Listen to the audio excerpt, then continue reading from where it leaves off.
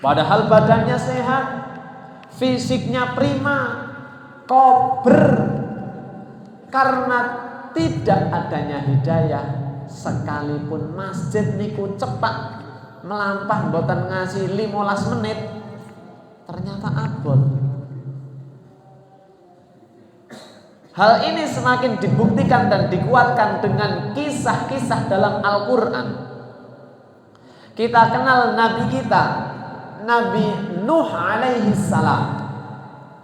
Bahwasanya kita kenal dalam kisahnya Nabi Nuh berdakwah hampir 900 tahun. Pengikutnya sedikit. Yang mau ikut Nabi Nuh sedikit. Ketika Nabi Nuh mendapatkan perintah dari Allah untuk membuat satu bahtera, dan perintah membuatnya niku bukan di tepi pantai, melainkan di daerah dataran tinggi, corotang mriki teng Dieng mungkin. Ketika bahtera selesai dibuat, maka Nabi lewat perintah Allah mengajak pengikut-pengikutnya dan beberapa hewan-hewan untuk masuk ke bahtera. Tetapi apa daya, putra kandung dari Nabi Nuh alaihi salam tidak mau bergabung untuk naik ke bahtera. Bapak Ibu, padahal Kan'an putra Nabi Nuh hidup bersama ayahnya sing boten baen-baen, sing ngandani, sing mendidik, sing mengajak niku bukan ustaz, bukan kiai, bukan habaib, bukan syekh, napa malih takmir masjid. Sing ngandani langsung Nabi. Nabi Nuh memberikan wejangan, memberikan nasihat kepada putranya. Tetapi apa daya ketika harus diminta untuk naik ke bahtera, dan kemudian air sudah semakin naik, bahtera sudah mulai bergerak, kemudian Nabi Nuh memanggil putranya untuk ikut. Tapi Kan'an kemudian menjawab, dalam Al-Quran disebutkan, sa'awi ila jabali yaksimuni minal ma. Tidak, saya nggak mau ikut, saya akan naik ke atas bukit, saya akan naik ke atas gunung, yang di sana saya akan selamat dari air bah. Sing ngandani niku senes wong sembarangan Nabi. Tetapi ketika Allah belum memberikan hidayah, maka tidak ada yang akan bisa. Inna hudahudallah. Maka kalau kita sudah diberikan hidayah sama Allah, dijaga. Sejak lahir orang tua kita beragama Islam, kita tinggal di lingkungan yang langsung mengenalkan kita tentang Islam. Maka kalau kita sudah Allah berikan hidayah, kita jaga ini, karena mahal harganya. Nabi Lut alaihi salam, istrinya tidak bisa mengikuti ajaran Nabi Lut, yang kemudian malaikat datang memberikan kabar untuk meninggalkan desanya menjelang waktu subuh. Nabi Lut diperintahkan tidak boleh menoleh ke belakang, karena di dalamnya salah satunya ada istri yang akan mendapatkan azab Allah. Seorang istri dibina oleh suami, suaminya bukan main, Pak. Bukan hanya sekedar seorang mubalik suaminya, bukan hanya sekedar lulusan pesantren. Suaminya bukan lulusan Al-Azhar Mesir. Suaminya Nabi yang langsung hubungannya dengan Allah. Tetapi sang istri tanpa hidayah Allah tidak mau ikut. Lagi-lagi bukti bahwa hidayah mahal. Maka kalau hari ini kita bisa duduk di Masjid Al-Nurul Iman, hari ini di 10 hari terakhir kita bisa meniatkan diri duduk di Masjid Nurul Iman, itu kesyukuran yang harus kita panjatkan kepada Allah. Bahkan masih banyak contoh yang lain, dan yang paling terkenal sekelas Nabi besar Muhammad sallallahu alaihi wasallam yang memiliki pengikut dan umat paling banyak. Sampai-sampai Nabi Musa alaihissalam iri dengan banyaknya pengikut Nabi Muhammad. Akan tetapi dakwah dan lisan yang mulia dari seorang Rasulullah Muhammad SAW tidak mampu meluluhkan hati seorang paman tercintanya untuk mengucapkan 2 kalimat syahadat. Kita kenal pamannya Abu Thalib sampai meninggal dunia tidak bisa memeluk Islam. Apakah kemudian orang akan nyinyir, loh ternyata Nabi nggak bisa dakwah, loh ternyata Rasul sekalipun dia memiliki predikat Nabi dan Rasul berarti nggak bisa dakwah? Bukan itu yang Allah maksudkan. Allah hanya ingin memberikan kepada kita umat-umat selanjutnya bahwa inilah potret kehidupan.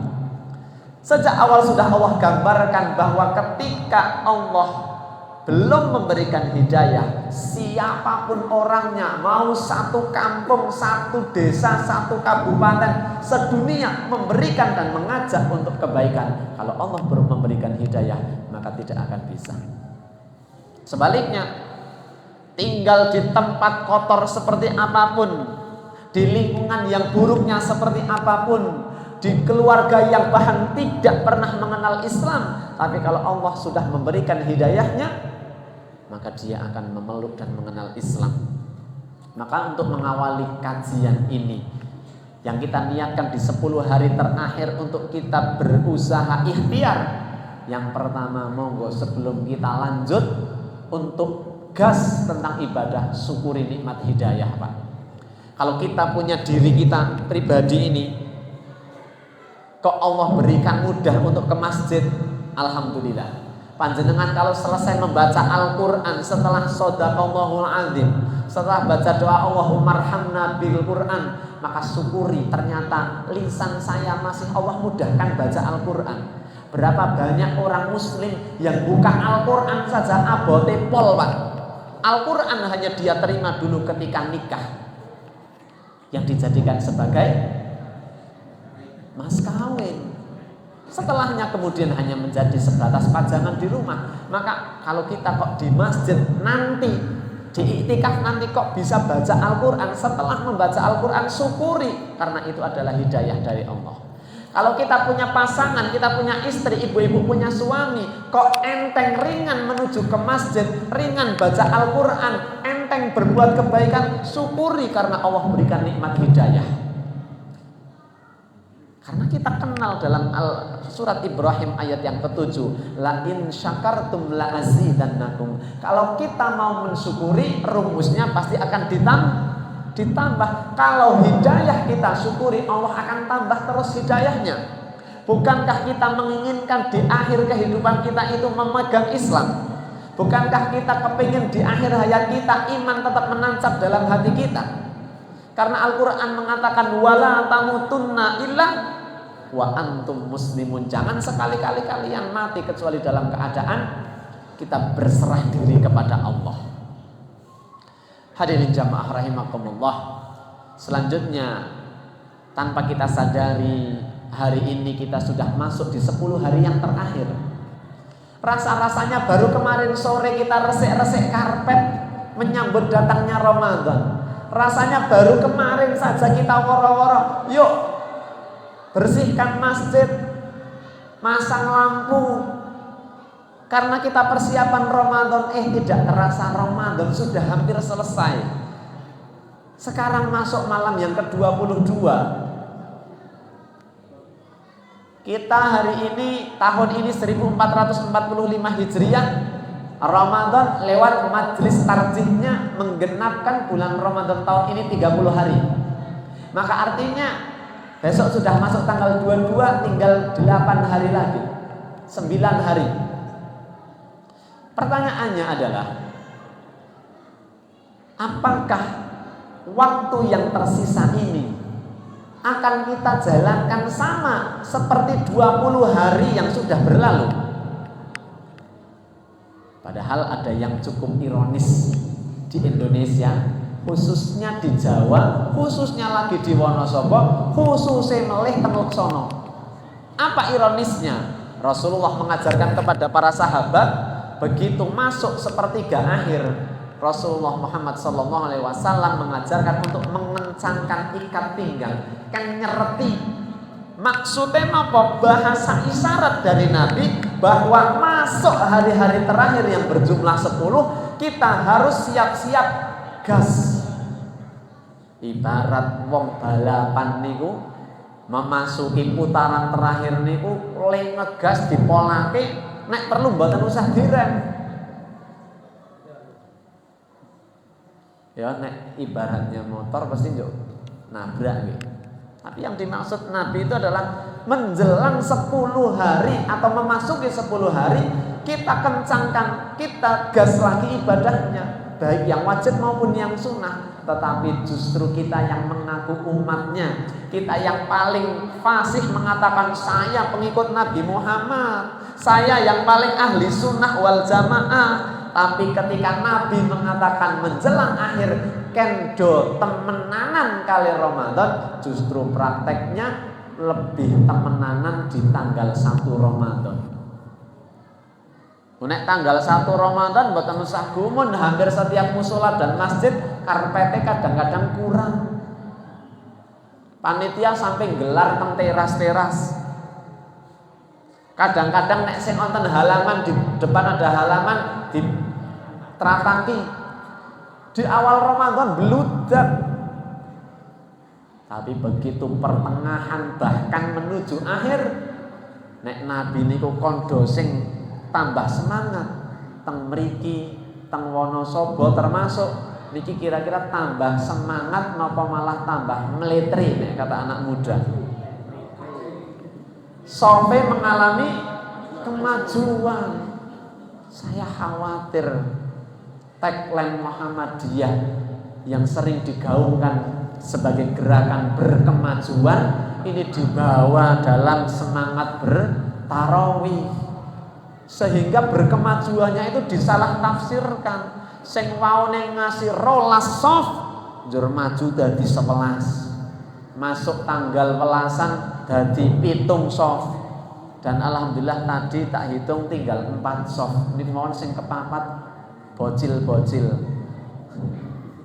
Dan itu hampir terjadi di setiap masjid dan musola.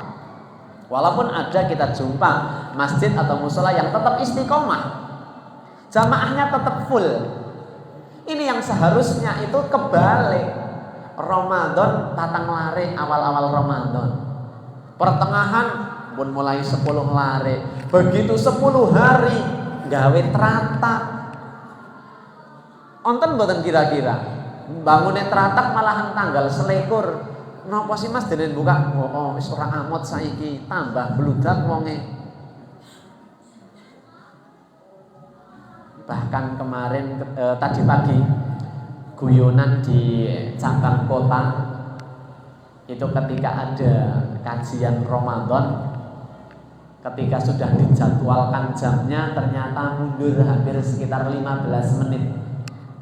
Kemudian sambil guyonan, kudune nek pengajian niku ampun kalah kados genduren. Nek tengen kula niku nek undangan genduren niku adatnya habis sholat isya, saking kepingin datang awal waktu biasane sholat ba'diyah isya, ditinggal sholat ba'diyah khawatir ketinggalan genduren. Bahkan tadi malahan ketika kita ngobrol, lu nek tengen jenengan tasih mending Pak Ustad, tengen kula niku nek wonten genduren malah kadang-kadang sholat isyane lebar genduren. Khawatir napa? Khawatir ketinggalan. Maksudnya napa? Tadi di mukadimah kita bacakan ayat yang Allah sebutkan, wabtaghi fima ataqallahu daral akhirah wala tansa nasibaka minad dunya. Sebagai seorang muslim yang mengaku Islam, niku prioritasnya adalah prioritas akhirat. Walaupun tidak meninggalkan tentang urusan dunia. Dunia tetap difikirkan, tetapi prioritasnya akhirat. Lah nek kemudian tadi dongengan-dongengan yang sedikit lucu tadi sampai ninggal ba'diyah isya, kemudian mengejar genduren, bahkan sholat isya nek lebar genduren. Artinya ternyata urusan akhirat kalah kalih dunia sing diwadahi kresek yang kita kenal sebagai takir. Itulah menjadi kelemahan orang-orang Islam yang belum memahami Islam dengan sungguh-sungguh, sehingga para musuh Islam untuk merusak akidah ya hanya dengan makanan. Maka kita jumpa di beberapa pelosok-pelosok negeri ini yang imannya masih tipis, rela meninggalkan akidahnya hanya demi Indomie, hanya demi beras, hanya demi minyak. Kenapa? Ayat tentang wabtaghi fima ataqallahu darul akhirah ini tidak dikaji. Coba lihat Bilal, sahabat Rasulullah Muhammad SAW yang luar biasa. Di masyarakat dia tidak memiliki kedudukan yang terhormat. Jangankan kedudukan yang terhormat, diakui sebagai rakyat biasa saja tidak Bilal itu. Karena Bilal adalah seorang budak. Hari ini tidak ada perbudakan. Budak itu lebih rendah dari manusia, karena dia diperjualbelikan, dan tuan yang membelinya terserah mau disuruh apa saja bebas. Tapi Bilal yang kemudian lewat Islam yang harus memerdekakan seorang hamba sahaya, Bilal memilih untuk memegang imannya sampai akhir hayatnya. Bahkan ketika musuh-musuh Islam berusaha untuk memisahkan Bilal dari akidah, sekalipun harus disiksa, ditindih dengan batu, dijemur di teriknya matahari, Bilal tidak goyah. Dan yang lebih kerennya, sepeninggal Nabi Muhammad SAW, Bilal ditawari sebagai seorang hakim. Karena mereka melihat Bilal seketika Rasulullah Muhammad SAW pun sedo, Bilal nggak adzan lagi. Setelah Nabi sedo, Bilal mboten purun adzan. Apa sebab? Bilal nggak kuat, khususnya ketika menyebut kalimat asyhadu anna Muhammadar Rasul. Bilal tidak kuat. Maka suatu hari ketika Bilal didatangi Nabi lewat mimpinya, kemudian Bilal setelah bermimpi didatangi Nabi, akhirnya Bilal kembali ke kota Madinah. Setelah sekian lama Bilal tidak mengumandangkan azan, kemudian berjumpa di situ, ketemu sama dua sosok pemuda yang wajahnya sangat ganteng. Kemudian Bilal koyo-koyo pangling, koyo-koyo kelingan, nyongkok koyo ora pangling yo karo iki bocah loro kok ganteng-ganteng. Ternyata mereka memperkenalkan diri bahwa beliau berdua adalah Hasan Husain, dua cucu kembar dari Nabi Muhammad SAW. Kemudian kedua cucunya meminta Bilal untuk mengumandangkan azan untuk menyembuhkan kerinduan mereka. Maka Bilal yang sekian lama tidak azan, lewat permintaan cucunya, akhirnya Bilal itu azan. Begitu Bilal azan, Allahu Akbar, Allahu Akbar, seluruh kota Madinah itu langsung mandek aktivitasnya. Kenapa? Mereka mendengar suara, begitu kenal suaranya Bilal, langsung ingatan yang mereka muncul dalam ingatannya adalah Rasulullah Muhammad SAW. Karena identik suara Bilal itu ada di kehidupan zamannya Rasulullah masih hidup. Begitu azan berkumandang, seolah-olah mereka, loh, apakah Nabi hidup kembali? Seakan-akan mereka seperti wong sing kelangan obor. Begitu mireng kumandang azannya Bilal, apakah ini kemudian Rasul hidup lagi? Bahkan termasuk Umar Ibnul Khattab ikut terbawa suasana mengingat perjuangan bersama Nabi. Bilal melanjutkan azannya. Ketika dilafal setelah asyhadu alla ilaha illallah, dilanjut lafal asyhadu anna, dan ketika akan mengucapkan kalimat Muhammadar Rasulullah, Bilal tidak sanggup. Lisannya mendadak keluh karena Bilal tidak kuasa menahan bagaimana dulu mengingat perjuangan bersama sosok orang tercinta yang paling sangat mencintai Bilal dan umatnya, yaitu Nabi Muhammad SAW. Sampai akhirnya Bilal pun tidak mampu meneruskan adzan, dan hampir seluruh penduduk Mekah semuanya menangis, termasuk sahabat Umar yang tangisannya itu cukup keras terdengar. Dan sejak saat itu Bilal sudah tidak mau adzan lagi. Ibu bapak jamaah rahimakumullah, Bilal itu ketika tidak mau adzan, maka musuh-musuh Islam menawari Bilal untuk menjadi seorang hakim yang memiliki kedudukan yang mulia. Mungkin ditawari Bilal, selama ini kamu hanya seorang rakyat biasa yang tidak pernah ada orang yang ingin bertemu kamu. Orang-orang semuanya merendahkan kamu, Bilal. Maukah kamu kalau saya angkat menjadi seorang hakim? Secara kedudukan ketika itu pangkatnya cukup mulia. Kemudian ditawari, kan nulis dewek mau digaji berapa? Onten teng mriki wong nawani gawean terus bayarane kan nyebutaken kiambek onten mboten? Kayaknya belum ada ya. Belum pernah dijumpai. Kalau ajeng daftar padamelan, kualifikasinya ini. Gajinya berapa? Terus bose alisanjang jaluke piro? Belum ada. Bilal ditawari, tetapi Bilal memilih untuk tidak mengambil itu karena khawatir. Artinya apa? Bilal menunjukkan kepada kita prioritas itu adalah akhirat, walaupun tidak meninggalkan dunia. Wabtaghi fima ataqallah itu benar-benar harus kita praktekkan. Ramadan kali ini 10 hari terakhir kita praktek di sini. Bukan berarti kemudian sawahe ora diopeni, salahe wis ora diurusi, wis durene tiba kono ora kono, colong kono ora kono. Bukan berarti kemudian seperti itu. Tetapi yang dimaksud Nabi yang mengajarkan kepada sahabat, ada paling tidak 3 amalan yang harus kita kejar di 10 hari terakhir.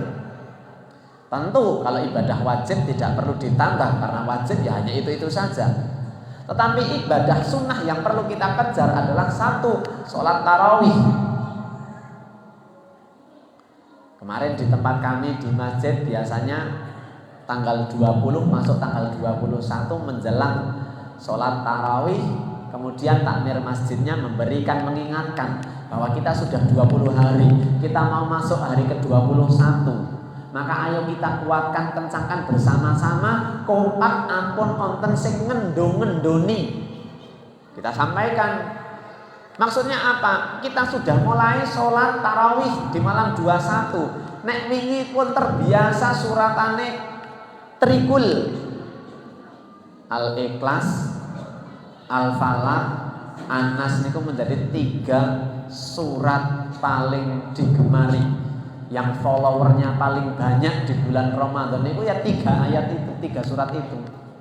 Maka di tempat kami sampaikan dulu kemarin di malam 21, mulai tanggal 21 tarawihnya kita tambah, bukan tambah rakaat ya, tambah ayatnya. Karena Nabi menganjurkan seperti itu. Monggo. Kenapa perlu disampaikan? Ya biar kita satu pemahaman. Biar tidak ada yang mendadak batuk ketika ada imam membaca surat Sabihis. Nah kemudian tadi selesai sholat witir di sini jam 8 lebih ya. Monggo. Ini sebagai ikhtiar kita mencontoh. Karena Nabi itu ketika sholat tahajud, Nabi sholat di rumah. Memang di antara yang dianjurkan Nabi itu kita menghidupi rumah-rumah kita itu dengan sholat, dengan baca Al-Quran. Dan dianjurkan rumah itu memiliki satu tempat untuk sholat di rumah. Kenapa? Rasul ingin agar rumah-rumah kita itu dihiasi dengan nuansa-nuansa mengingat Allah. Tetapi yang dimaksud sholat yang dilaksanakan di rumah adalah sholat sunnah. Biasanya yang dipraktekkan Nabi adalah sholat tahajud dan sholat ba'diyah Jumat. Kenapa kemudian kok Nabi sholat ba'diyahnya di masjid? Ya karena rumah Nabi itu kan bersebelahan dengan masjid. Seperti dalamnya kan Pak Budi Is tinggal nyebrang langsung. Tapi nek umpamane sing omahe adoh ngoten niki, kemudian habis sholat Jumat ditanya kok enggak langsung berdiri untuk melaksanakan sholat ba'diyah. Kemudian dengan dalih, "Wah, Nabi saja ba'diyahnya di rumah." Ning kan kadang-kadang kan prakteknya monggo alasan tok. Ternyata begitu pulang di rumah tidak ba'diyah.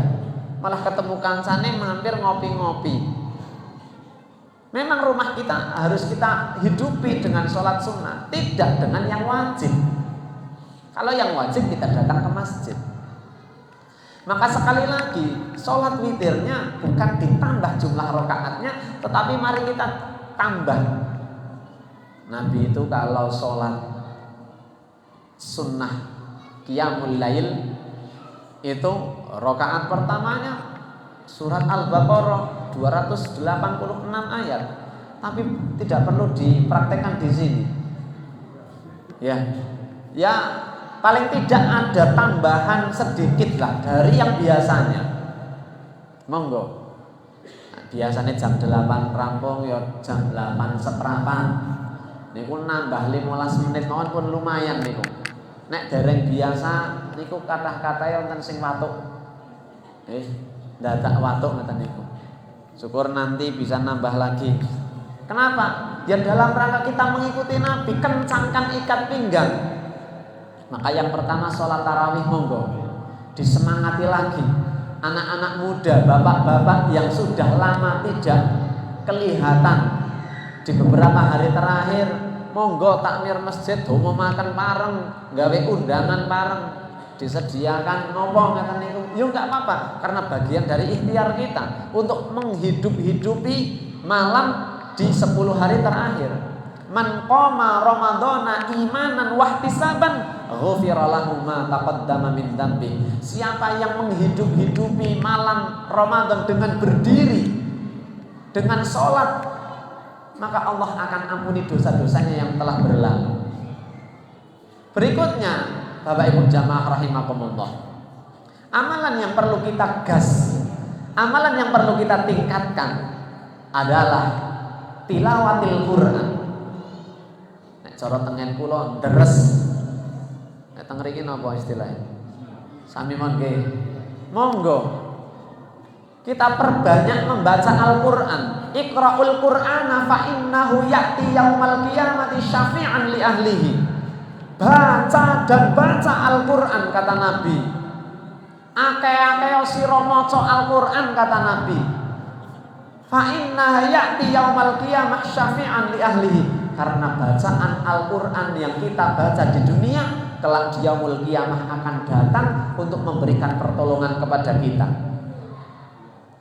Kelak di hari yang tidak ada pertolongan, di hari yang tidak ada naungan, di mana kita bingung golek konco karena semuanya sudah akan ngurusi dewek-dewek.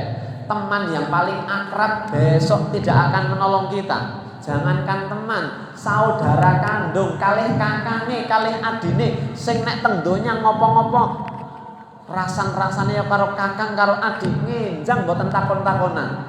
Jangankan saudara kandung, istri dan suami yang sehidup semati di dunia, legi pahite dilakoni bareng-bareng nemben mboten takon-takonan. Bahkan hubungan orang tua dengan anak. Dan itu disebutkan yauma yafirrul mar'u min akhihi wa ummihi wa abihi wa sahibatihi wa banihi likulli imri'in minhum yauma idzin sya'nu yughni. Hari di mana antara anak dan orang tua sudah tidak lagi bertegur sapa, antara saudara dengan saudaranya tidak bertegur sapa, bahkan antara suami dan istri pasangan tidak lagi, karena masing-masing likulli imri'in minhum yauma idzin sya'nu yughni. Masing-masing individu sedang sibuk yang sangat sibuk.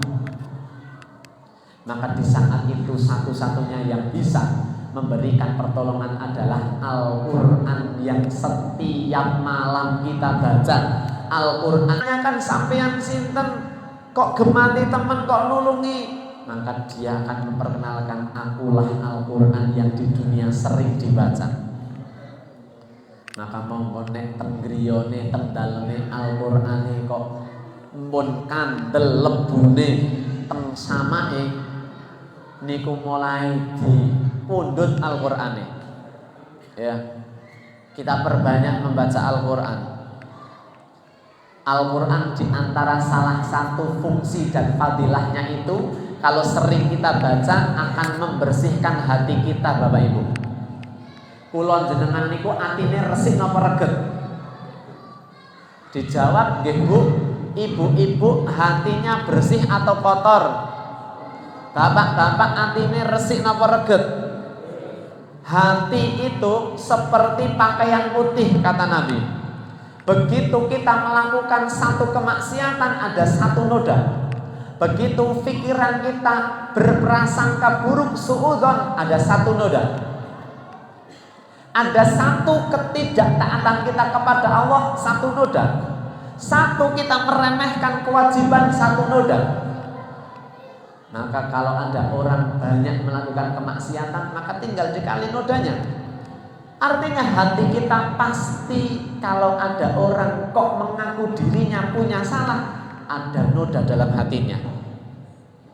Kira-kira jenengan kathah apike napa kathah eleke, Pak? Duh ngaku. Jenengan niku kathah ngibadahe napa kathah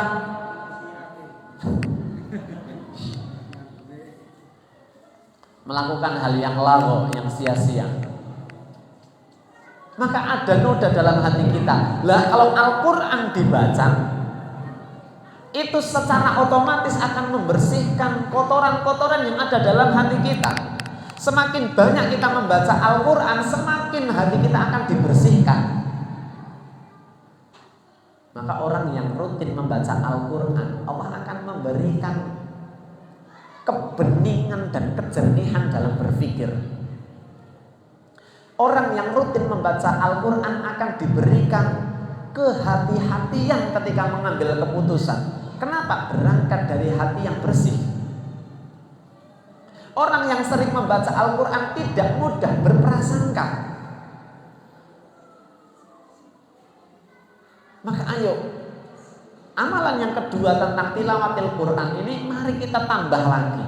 Kalau kemarin bacanya 1 malam 2 lembar, sekarang 1 malam 1 juz harus kelar. Walah Pak Ustadz nek maca sejus langsung rampung niku 10 lembar. Wasipol ngelake yakin. Nggih nyanding wedang mboten napa-napa, tidak dilarang. Pun nyanding wedang teng mriki. Angger ngelak leren sekedap gelek tutup lanjut. Lah nek kopi bareng mboten monggo, senenge napa? Sing penting ampun disambi nglenting. Nek cara tengen kula niku. Maca Quran karo nglenting.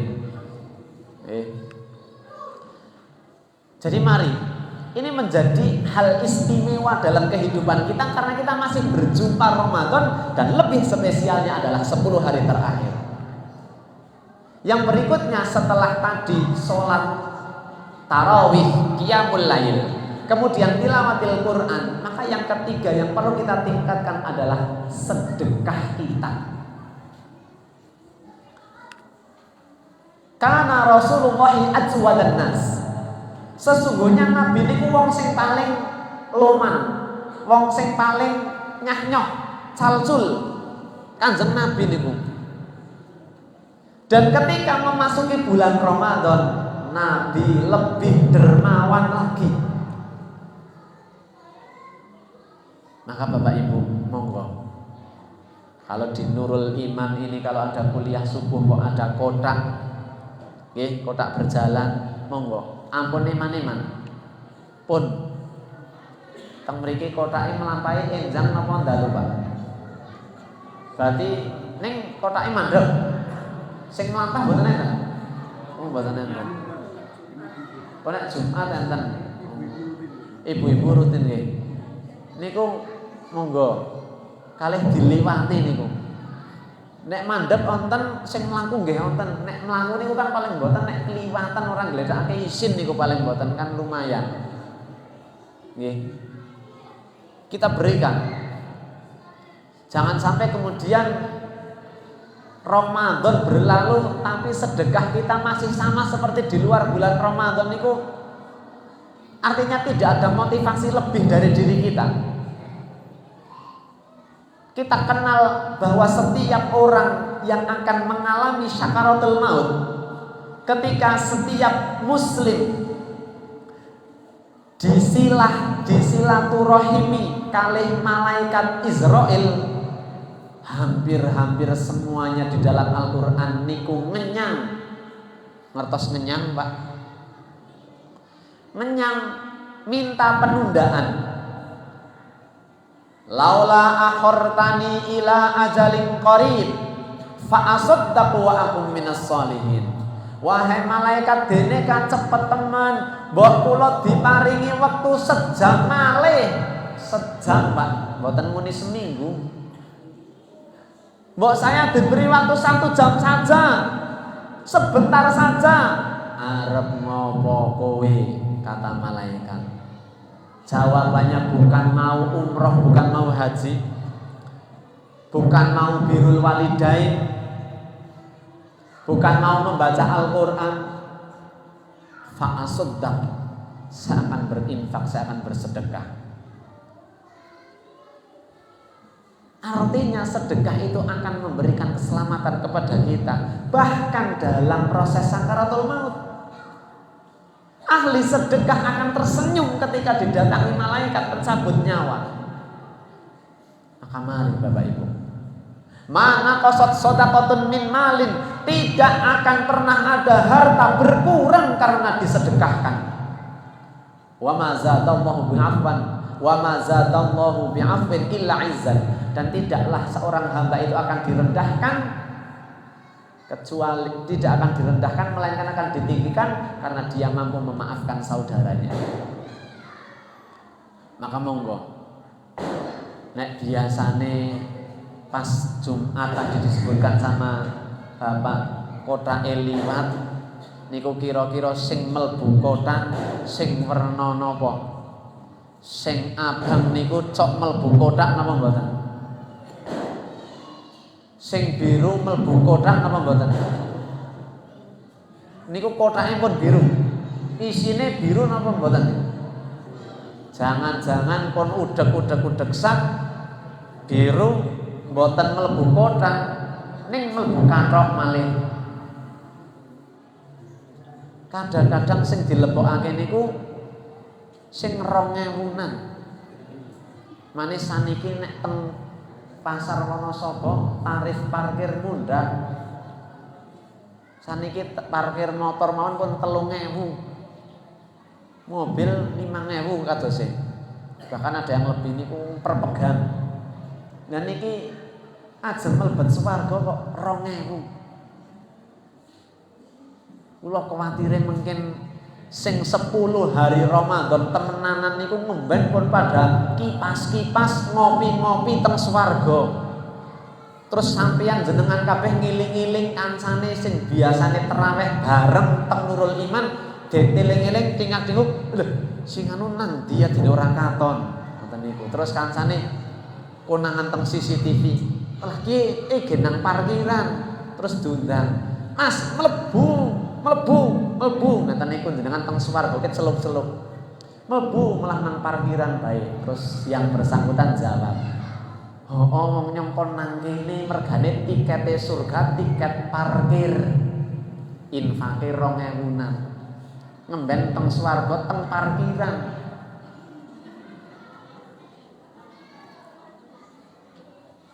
Sedangkan kadang-kadang terhadap hal-hal sing mubah kita tidak iman-iman mengeluarkan uang yang banyak.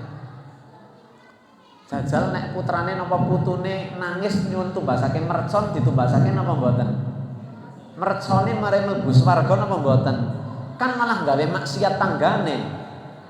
Semeh ngeliyep malahan nyumet mercon. Mane regane niku kan Dari yang 10.000 sampai yang 100.000. Malah memben badan pemuda urunan tumbas mercon. Walah sak bongkok. Di tetangga desa saya ada satu kebiasaan pokoknya nek malam bodo niku lomba akeh-akehan mercon. Niku Karang Taruna pemuda urunan, Pak. Niku nek nggih tumbas mercon niku nek muni 5 juta setitik. Akeh-akehan tuku mercon. Niku.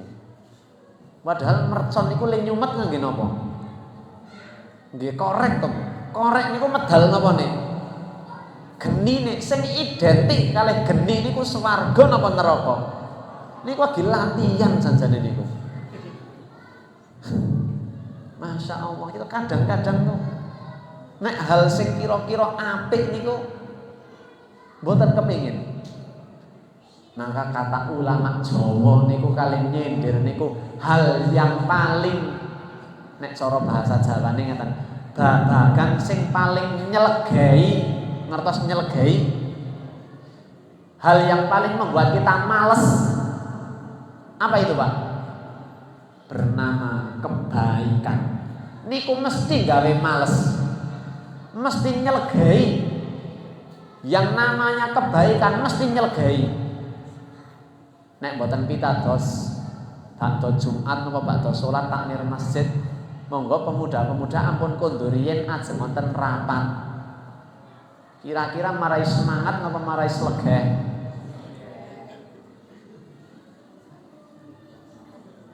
Semua kebaikan itu mesti nyelegai. Bagi yang tidak punya iman, bagi yang tidak ingat akan pulang, teng mriki teng Leksana wonten tanggane jenengan sing dereng saged traweh mergane kerjane teng luar Wonosobo wonten apa mboten? Ada saudara jenengan tanggane kancane sing merantau mbuh teng Jakarta, mbuh teng Kalimantan, mbuh teng Budi wonten mboten? Wonten mboten sing ora tau Bali? Seorang perantau, dan perantau yang baik dan bijak mesti kepikiran Bali. Paling boten nek teng Indonesia ada satu tradisi rutin niku arus mudik. Arus mudik niku kan menjelang lebaran nggih biasane. Angger pun tanggal 20 munggah niku kan terminal, stasiun, bandara, travel nganti sing biasane mboten nggo trayekan mawon milu goleti penumpang. Kenapa ajeng pada Bali? Nek ditakoni Mas dene karep Bali, kira-kira napa jawabane? Napa, Pak? Mudik. Karena apa? Karena kelingan kampung halaman. Saat doa-doe wong lunga mesti kelingan kampung halaman, dan wajarnya fitrahnya lumrah mesti kepingin Bali. Pun nek boten pitados jamaah Nurul Iman ngemben boto piknik bareng-bareng. Pikniknya ampun tanggung-tanggung seminggu. Niku yakin nek mungkin le piknik pun sayang, paling boten sing sepuh wis takon kapan kiye beline. Ora rampung-rampung ya. Nganu Pak, ngapunten tesih 2 objek wisata neli. Alah, kapan krea tekan omah? Kenging napa? Kelingan omah, kelingan kampung halaman. Nek wonten wong plesir, hatire Bali kamalahan teng mriku mawon. Nyong tak nang kene bae lah. Pinak kan nang kene kana nek arep Bali. Kinten-kinten pripun jenengan komentare? Sekalipun itu di sana tinggal tempatnya lebih enak dari di rumah, tempat tidurnya lebih empuk daripada di kamar di rumahnya, niku lumrahe wong sing normal niku kepingin Bali. Nek mboten pitados taken simbah kakung simbah putri, nek ken dolan ngen putrane teng daleme putrane nginep nginep niku rong wengi wis njaluk bali biasane. Alah jan ora betah, wis pengen bali. Niku normale menungsa niku pengen bali. Kita semuanya yang tinggal di dunia ini itu harusnya kita kepengen pulang ke kampung halaman kita. Mana kampung halaman kita? Surga, Pak. Bukankah nenek dan kakek moyang kita, mbah buyute kula jenengan niku penduduk surga? Nggih mboten? Nabi Adam alaihi salam Allah ciptakan dan diberikan tempat tinggal di surga. Aslinya teng swarga nggone, hanya karena kemudian dengan sunatullahnya ada bujuk rayu setan, maka harus turun ke dunia. Janjane kampung halaman kita ada di surga. Mulane wong mudik niku nek kepengin bali mesti luru sangu. Mergane wong sing seteng perantauan nek bali ora nggawa sangu minimal izin. Adoh-adoh tekan Kalimantan pirang-pirang sasi kanggere ora gawat sakingan. Maka liyane ngaso lembur, Pak. Janjane pengen ajeng dolan kelingan anak bojo, mboten sios dolan nyambut damel ditakoni mempeng temen Mas sampean. Oh arep nggo oleh-oleh Bali. Maka kalau ada seorang muslim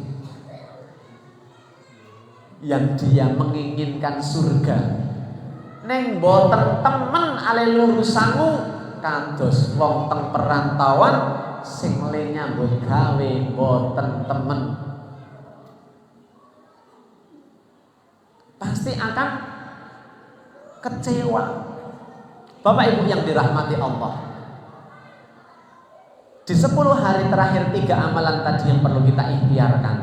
Ada sholat, ada tilawah Al-Quran, ada sedekah. Dan akan saya tutup karena sudah masuk jam 9. Saya akan tutup dengan satu materi bahwa 10 hari terakhir yang akan kita lakukan ini termasuk bagian dari ketaatan kepada Allah. Kita meningkatkan takwanya kita kepada Allah. Maka yang perlu kita persiapkan apa, Pak? Yang perlu kita persiapkan diantaranya adalah sifat sabar. Karena hakikatnya nafasnya orang beriman itu sabar.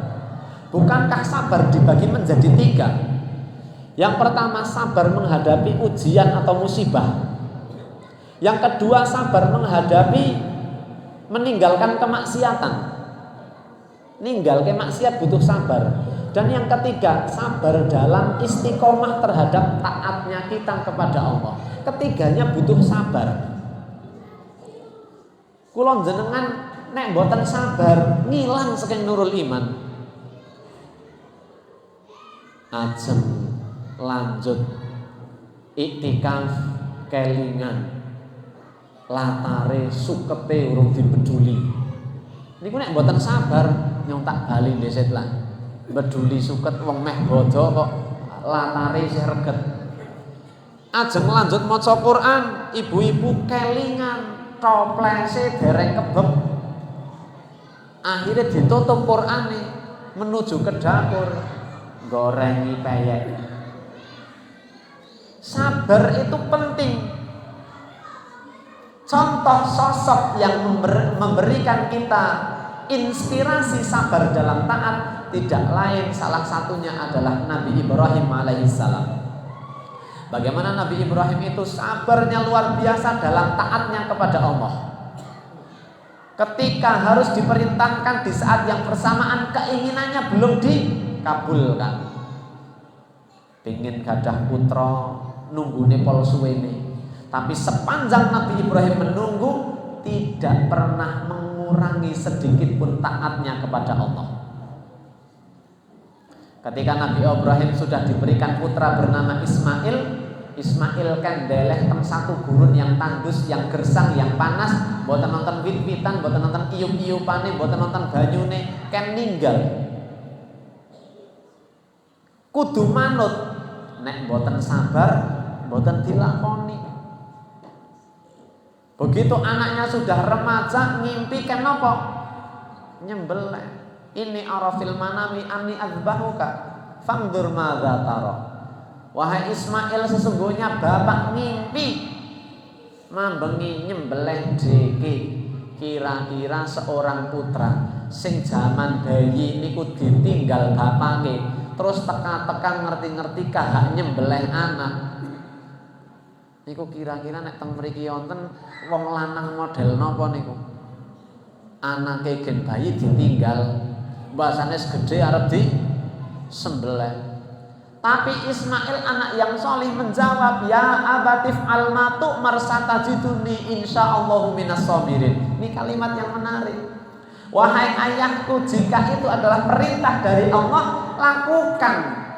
Satajiduni insyaallahu minas sabirin. Engkau akan dapati aku termasuk orang-orang yang sabar. Taat kepada Allah butuh sabar. Wasta'inu bis-sabri was-shalah. Al-Baqarah 45. Dan minta tolonglah kamu dengan sabar dan sholat. Wa innaha lakabiratun illa 'alal khashiin.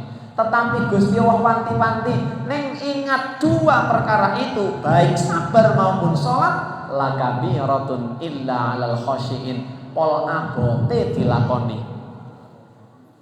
Sabar niku enteng napa abot, Pak? Abot. Salat niku enteng napa abot, Bu? Abot.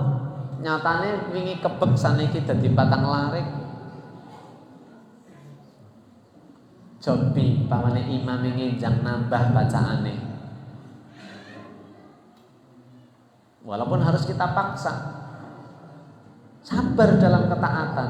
Tetapi yang perlu kita cermati, Bapak dan Ibu, mas-mas semuanya, ketika Nabi Ibrahim sabar terhadap taatnya, apa yang Nabi Ibrahim dapatkan? Apa yang Ismail dapatkan? Apa yang Hajar dapatkan? Ini salah satu contoh keluarga yang istrinya solihah, suaminya solih, anaknya solih. Keluarga idaman.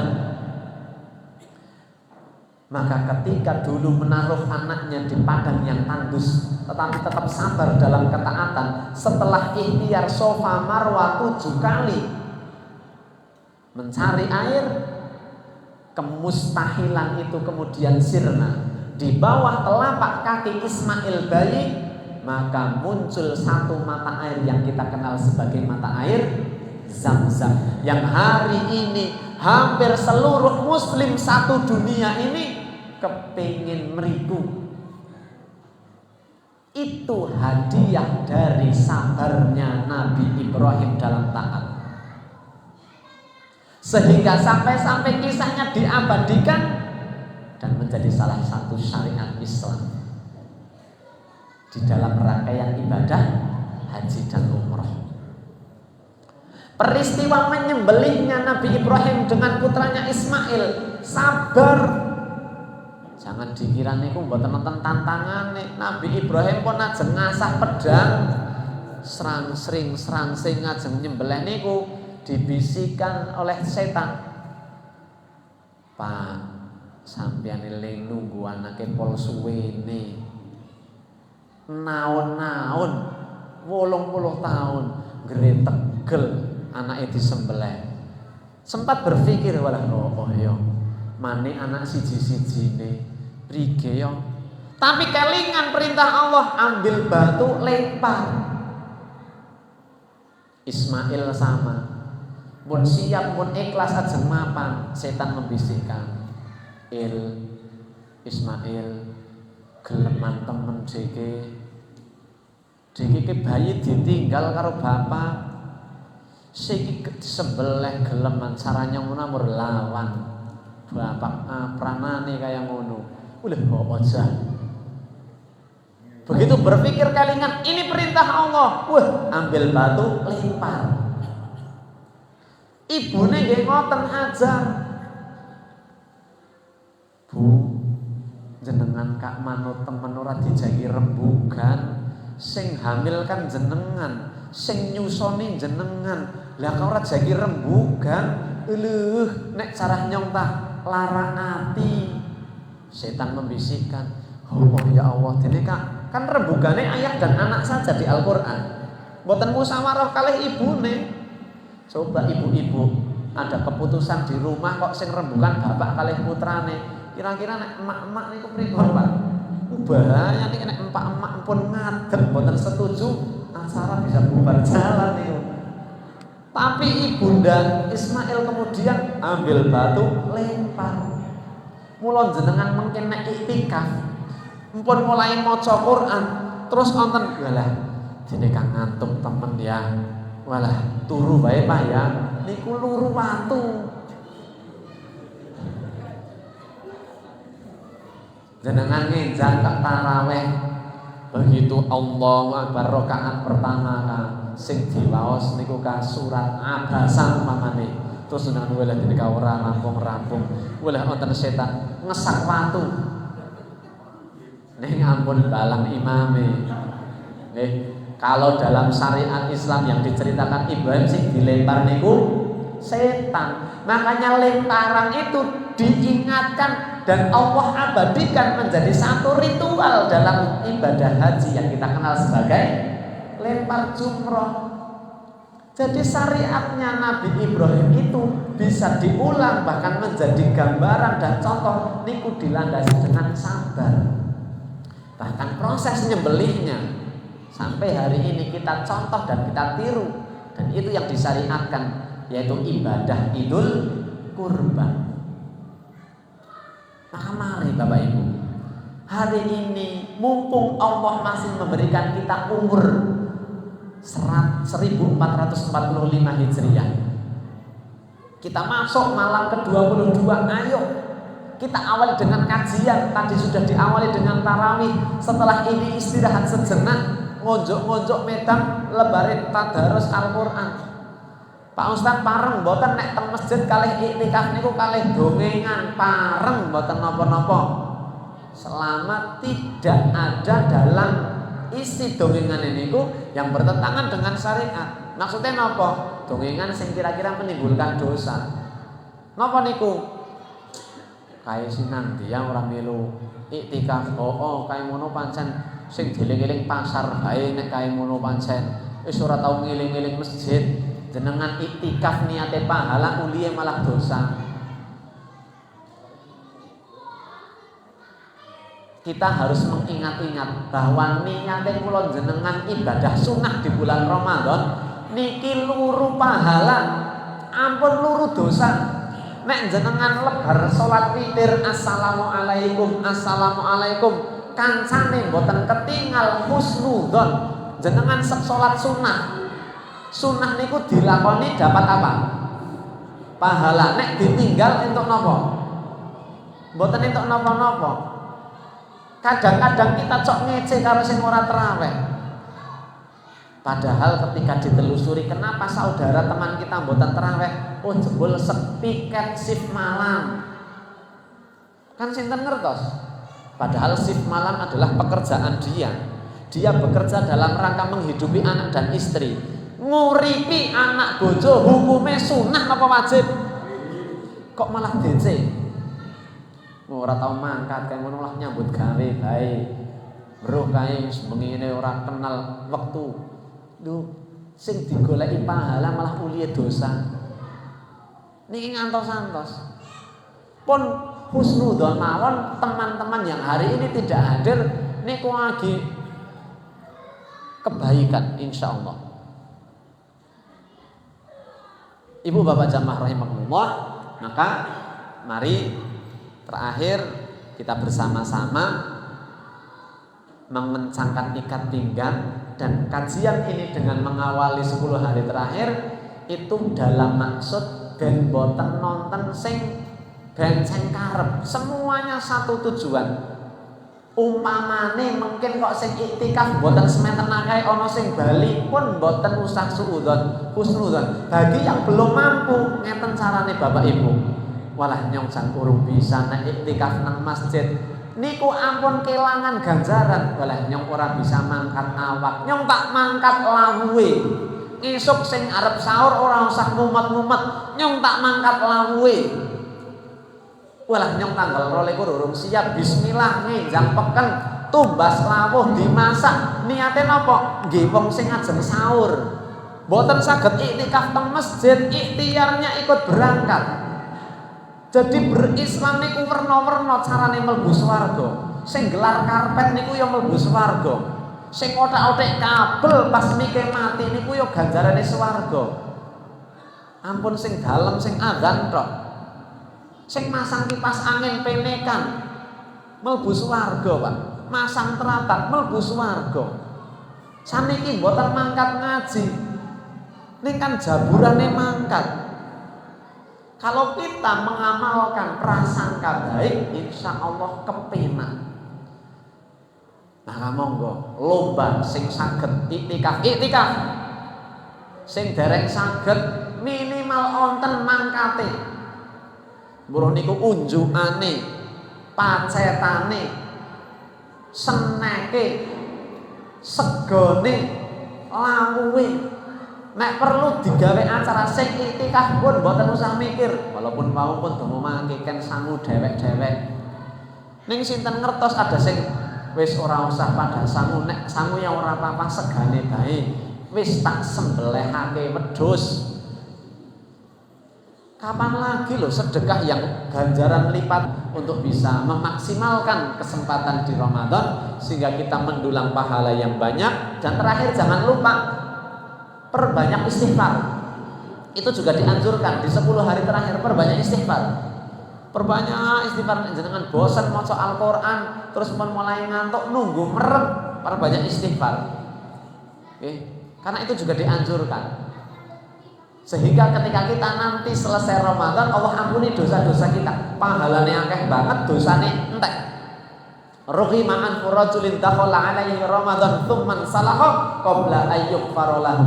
Rugi banget wong sing mlebu wulan puasa, wulan Ramadan berlalu, dosane ajeg niku pol rugine. Kenapa? Karena bulan Ramadan dosa akan diampuni semuanya jika kita mau meminta ampunan. Mudah-mudahan bermanfaat, mudah-mudahan menjadi pengingat, mudah-mudahan kita termasuk orang yang tidak rugi karena kita sering tawasau bil haq wa tawasau bis sabr, saling menasihati dalam kebaikan, saling menasihati dalam kesabaran. Nasrun minallah wa fathun qarib billahi taufiq wal hidayah. Assalamualaikum warahmatullahi wabarakatuh.